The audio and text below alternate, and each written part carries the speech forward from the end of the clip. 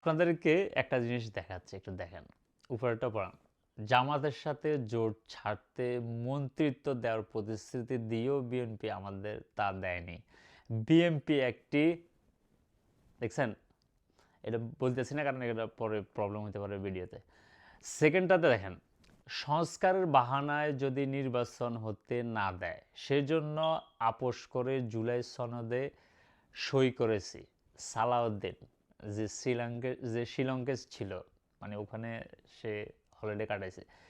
এবার দেখেন, এটা হচ্ছে বিএমপি, ঠিক আছে?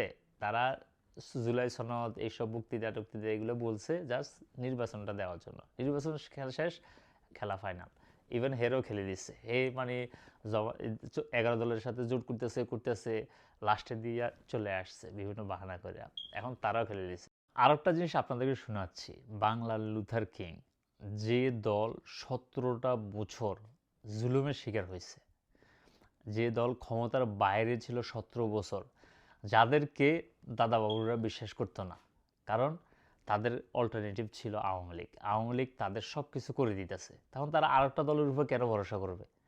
এখন আওয়ামী লীগকে যখন বাংলাদেশের জনগণ খেলে দিছে, তাদের কোনো ফিউচার নাই এই দেশের থাকে, তারা বিতাড়িত, তখন তাদের আরেকজন চাটার দল দরকার, গোলাম দরকার। সেই গোলামও তারা পাই গেছে।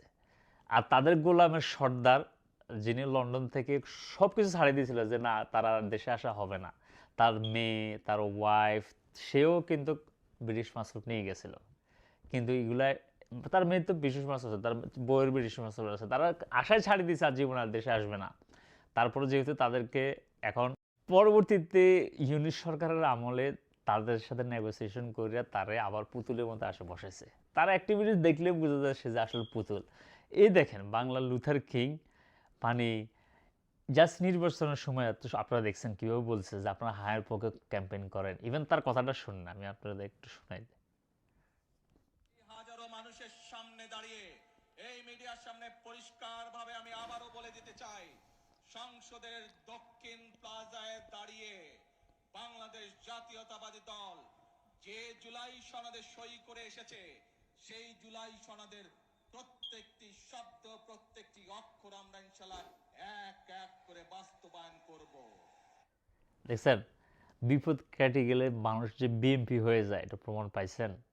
তবে বাংলাদেশের মানুষ আগেও চিন্তা করে নাই যে 17 বছরের এরকম একটা দল এত সব কিছু স্ট্রং, তাদের গোয়েন্দা সংস্থা, তাদের সেনাবাহিনী, তাদের নৌবাহিনী, মানে সব তাদের সেট আপ, আপনার মানে প্রত্যেকটা স্তরে স্তরে, মানে আপনার দেশের টিউনো থেকে শুরু করে, সরি ইউনো থেকে শুরু করে হোয়াটএভার, মন্ত্রী, মিনিস্টার, মেম্বার, মানে আবার এলাকার মধ্যে যে পাতি নেতা হিগার সব এরকম সেট আপ ছিল।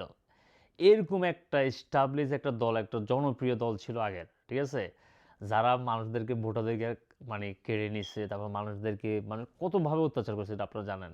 এরকম একটা দলরে 17 বছরের পরে খেলে দিছে, শেষ। আর আরেকটা নির্যাতিত দল যারা নির্যাতনের শিকার ছিল, তারা আসছে, তারা আবার সেম জিনিসটা করতেছে। কিভাবে পুল্টি মারতেছে? সংসদের দ্বারা দাঁত মানে খেলায় খেলায় অপমান করে, কিভাবে মানে তিরস্কার করে কথা বলতেছে, এগুলা মানে যে কোনো সময়, বুঝছেন, খেলে দেবে মানুষ, শেষ হয়ে যাবে। কারণ একটা আপনাদের পজিটিভ জিনিস বলি, এই এখন জেনারেশন হচ্ছে জেনজি জেনারেশন।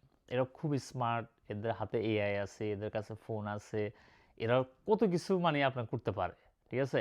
আর মানুষ সবচেয়ে বড় কথা হচ্ছে মানুষ ভয় পায় না, বুঝছেন? মানুষ ভয় পায় না। মানুষের যখন স্বার্থে আসে লাগে, তখন দেখবেন মানুষ চোখ মানে বড় বড় করে রাস্তায় নামে যাবে, ঠিক আছে? মানুষ ভয় পায় না, ঠিক আছে? সবচেয়ে বড় কথা হচ্ছে আফসোস হচ্ছে তাদের জন্য যারা শিক্ষা নেয় না। শিক্ষা নেয় নাই, এই কারণে এরাও কিন্তু একদিন বিপদে পড়বে। তবে আমরা যারা আছি, আপনি যারা আছে, আপনার আপনার স্থান থেকে, আমরা জায়গা থেকে প্রতিবাদ করে যাবেন। এটা হচ্ছে আমাদের মানুষত্ব, মানে আমরা মানুষ হিসাবে যে আমরা আছি, এটা একটা প্রমাণ, ঠিক আছে? আপনার যত থ্রেড আসুক, যত কিছু আসুক, আপনি কথা বলতে পারতেছেন, আরেকজন আপনার সে কথা বলতে পারতেছে না, তারপর মনে মনে অ্যাপ্রিসিয়েট করবে আপনাকে, যে লোকটার সাহস আছে, সে কথা বলতেছে।